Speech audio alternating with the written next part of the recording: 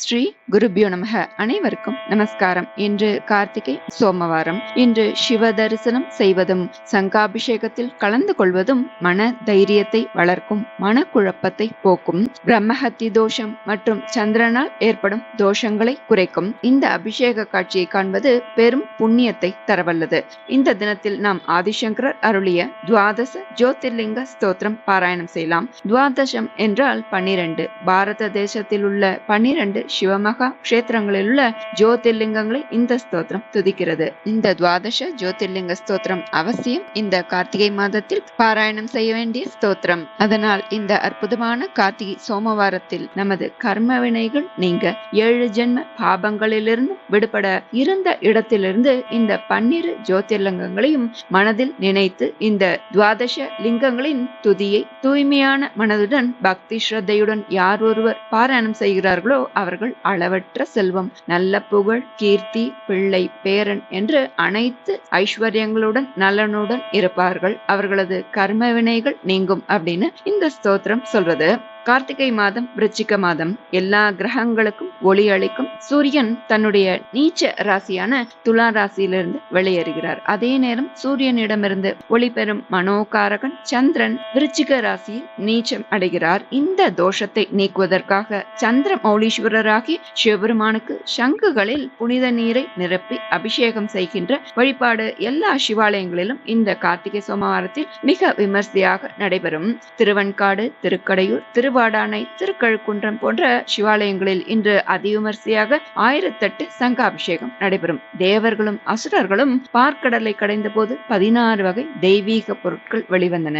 அவற்றுள் வலம்புரி சங்கும் திருமகளும் வெளிவர மகாவிஷ்ணு இடக்கையில் சங்கையும் வலக்கையில் மகாலட்சுமியையும் ஏற்றுக்கொண்டார். சங்கு என்பது செல்வத்தின் சின்னம், நிலை பெற்ற மனதை குறிப்பது, இயற்கையாக கிடைப்பது. வெற்றியின் சின்னம் சங்கு என்பதால் வெற்றி பெற்றவர்கள் சங்கை ஊதி ஒளி எழுப்பி கொண்டாடுகிறார்கள். அதனால் சங்காபிஷேக தரிசனம் செல்வ செழிப்பை தரும், எடுத்த காரியத்தில் வெற்றி உண்டாக செய்திடும். சிவபெருமான் அபிஷேக பிரியன் என்பதால் அனல் வடிவமாக அவர் எழுந்த இந்த கார்த்திகை மாதத்தில் புனல் எனப்படும் நீரை சங்கில் நிரப்பி அபிஷேகம் செய்து அவருடைய அருளை பெறுகிறார்கள். இந்த சங்காபிஷேகத்தில் கலந்து கொள்வது மனோ தைரியத்தை வளர்க்கும், மன குறைகளை போக்கும், மன விருப்பங்களை நிறைவேற்றி தரும், சந்திரனால் ஏற்படும் தோஷங்களை குறைக்கும் அப்படின்னு சொல்லப்பட்டது. 108 அல்லது 1008 சங்குகளை இதற்கு பயன்படுத்துவார்கள். கலசாபிஷேகம் போல் சங்குகளை பரப்பி வைத்து நீர் நிரப்பி அபிஷேகம் செய்யும் காட்சியை காண்பதே நமக்கும் கோட்டி ஜென்ம பாபத்தை போக்கி பெரும் புண்ணியத்தை தரவல்லது என்கிறார்கள் சான்றோர்கள். 12 ஜோதிர்லிங்கங்களுள் ஒன்று குஜராத் மாநிலத்தில் உள்ள சோமநாதம். இங்குதான் சோமனாகிய சந்திரன் சோமனாகிய எம்பெருமானுக்காக சோமவார விரதம் இருந்து அவரது ஜட்டாமுடியில் இளம்பிறையாக அமர்ந்தான் என்பது ஐதீகம். அவ்வாறு சந்திரன் அமர்ந்ததும் ஒரு கார்த்திகை சோமவாரம் அப்படின்னு சொல்லப்படுறது. அப்படி அமர்ந்த சந்திரன் சிவபெருமானிடம், ஐயனே, இந்த சோமவாரம் தோறும் பூஜை செய்து விரதம் இருக்கும் மக்களுக்கு நற்கதியை கொடுத்து அருள வேண்டும்னு வரம் கேட்டான். அப்படியே அருளினார் சிவபெருமான். நம் வாழ்வு சந்திரபலம் பெற்று பலமுடன் அமைய இந்த கார்த்திகை சோமவார வழிபாடும் சிவ தரிசனமும் மிக அவசியம். இந்த நன்னாளில் நாம் ஆதிசங்கரர் அருளி துவாதச ஜோதிர்லிங்க ஸ்தோத்திரம் பாராயணம் செய்யலாம். தொட்டதெல்லாம் துலங்க 7 ஜென்ம பாபங்களிலிருந்து விடுபட இந்த ஜோதிர்லிங்க ஸ்தோத்திரம் ஒன்றே போதும். இதை தினமுமே சொல்லலாம். சக்தி வாய்ந்த இந்த ஸ்தோத்திரத்தை பிரதோஷம், சிவராத்திரியில் சொல்லலாம். இன்றைய கார்த்திகை சோமவாரத்தில் சொல்வதால் அதன் பலன்கள் கூடுதல். ஜோதிர்லிங்கம் என்றால் ஒளிமயமான லிங்கம், அதாவது சிவபெருமானின் பிரகாசமான அடையாளத்தை குறிக்கிறது. சமஸ்கிருதத்தில் ஆருத்ரா என்று குறிப்பிடப்படும் திருவாதிரை நட்சத்திர நாளில் சிவன் தன்னை ஜோதிர்லிங்க வடிவில் வெளிப்படுத்தியதாக ஐதீகம். சிவபெருமான் ருத்ர தாண்டவம் ஆடிய போது பூமியில் விழுந்த தீப்பிழம்புகள் ஜோதிர்லிங்கமாக உருவெடுத்ததாக புராணங்கள் சொல்வது. இப்படி இந்தியாவில் மொத்தம் 12 இடங்களில் ஜோதிர்லிங்க ஸ்தலங்கள் இருக்கின்றன. துவாதசம் என்றால் 12. பாரத தேசத்தில் உள்ள 12 சிவமகா கஷேத்திரத்தில் உள்ள ஜோதிர்லிங்கங்களை இந்த ஸ்தோத்திரம் துதிக்கிறது. சௌராஷ்டிரத்தில் உள்ள சோமநாதபுரத்தில் உள்ள சோமநாதர், ஆந்திரத்தில் ஸ்ரீசைலத்தில் உள்ள மல்லிகார்ஜுனர், மத்திய பிரதேசத்தில் உஜ்ஜயினியில் உள்ள மகாகாலேஸ்வர், மும்பையில் ஓம்காரேஸ்வர் அமலேஸ்வர், மகாராஷ்டிரத்தில் பரளி வைத்தியநாதர், பரளிக்கு வடக்கே உள்ள தாருகாவனத்தில் நாகநாதர் என்னும் நாகேசர், புனேவில் உள்ள பீமசங்கரர், தமிழ்நாட்டில் புகழ்பெற்ற ராமேஸ்வரத்தில் உள்ள ராமேஸ்வரர், நாசிக்கில் உள்ள திரையம்பகேஸ்வரர், ஹிமாலயத்தில் கேதார்நாத்தில் உள்ள புகழ்பெற்ற கேதாரேஸ்வரர், மகாராஷ்டிரா அவுரங்காபாத்தில் உள்ள குஷ்மேஸ்வரர், இப்படி 12 ஜோதிர்லிங்க தலங்கள் இருக்கு. சிவபெருமான் ருத்ர தாண்டவம் ஆடிய போது பூமியில் விழுந்த தீப்பிழம்புகள் ஜோதிர்லிங்கமாக உருவெடுத்திருக்கின்றது. அந்த சிவபெருமானின் உடலிலிருந்து விழுந்த தீப்பிழம்புகளால் உருவாக்கப்பட்ட இந்த ஜோதிர்லிங்க மூர்த்தியின் அருளை நாம் முழுமையாக பெறுவது நமது பாக்கியம். அப்படிப்பட்ட எம்பெருமானை அற்புதமான கார்த்திகை சோமவாரத்தில் மனதில் நினைத்து இந்த ஜோதிர்லிங்க மந்திரத்தை சொல்வதால் நமது பாவங்கள் நீக்கப்பட்டு நாம் மேற்கொள்ளும் முயற்சிகளில் நிச்சயமாக வெற்றி அடையலாம். இதை தினமும் காலை மாலை பாராயணம் செய்வதால் கடந்த 7 ஜென்ம பாவங்களிலிருந்து விடுபடலாம். ஏன், இதை கேட்டாலே போதும் அவர்களது அனைத்து பாவங்களும் விலகுகிறதாம். ஒருவரது கர்ம வினைகள் நீங்கும் அப்படின்னு இந்த ஸ்தோத்திரத்தோட பலஸ்ருதி சொல்றது. மனதில் நினைக்கும் காரியத்தை செயல்படுத்தும் மனோ தைரியமானது நமக்கு கிடைக்க வேண்டும் என்றால் இந்த மந்திரத்தை உச்சரிக்க வேண்டும் அப்படின்னு சொல்லப்பட்டிருக்கு.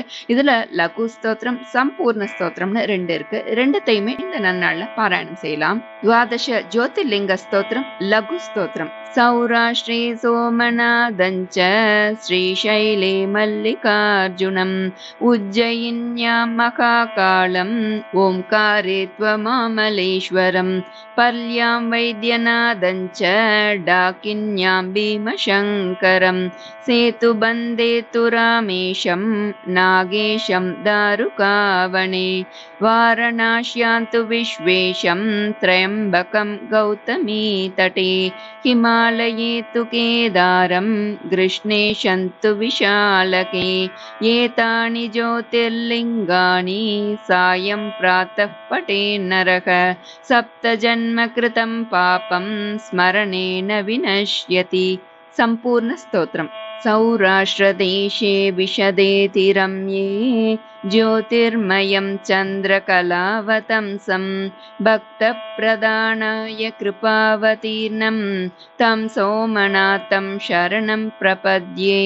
श्रीशैलशृङ्गे विविधप्रसङ्गे शेषाद्रिशृङ्गेऽपि सदा वसन्तं तमर्जुनं मल्लिकपूर्वमेनं नमामि संसारसमुद्रसेतुम् अवन्तिकायां विहितावतारं मुक्तिप्रदानाय च सज्जनानाम् अकालमृत्योः परिरक्षणार्थं वन्दे महाकालमहासुरेशं कावेरिका नर्मदयोः पवित्रे समागमे सज्जनतारणाय सदैव मान्दा त्रिपुरे वसन्तम् ओंकारमीशं शिवमेकमीडे पूर्वोत्तरे प्रज्वलिका निदाने सदा वसन्तं गिरिजासमेतं सुरासुराराधितपादपद्मं श्रीवैद्यनाथं तमहं नमामि. यं डाकिनिशाकिनिका समाजे निषेव्यमानं पिशिता शनैश्च सदैव भीमादिपदप्रसिद्धं तं शङ्करं भक्तहितं नमामि. श्रीताम्रपर्णी जलराशियोगे निबध्य सेतुं विशिखैरसङ्ख्यैः श्रीरामचन्द्रेण समर्पितं तं रामेश्वराख्यं नियतं नमामि. यां ये सदङ्गे नगरेति रम्ये विभूषिताङ्गं विविधैश्च भोगैः सद्भक्तिमुक्तिप्रदमीशमेकं श्रीनागनाथं शरणं प्रपद्ये. सानन्दमानन्दवने वसन्तम् आनन्दकन्दं हतपापबृन्दं वाराणसीनाथमनाथनाथं श्रीविश्वनाथं शरणं प्रपद्ये.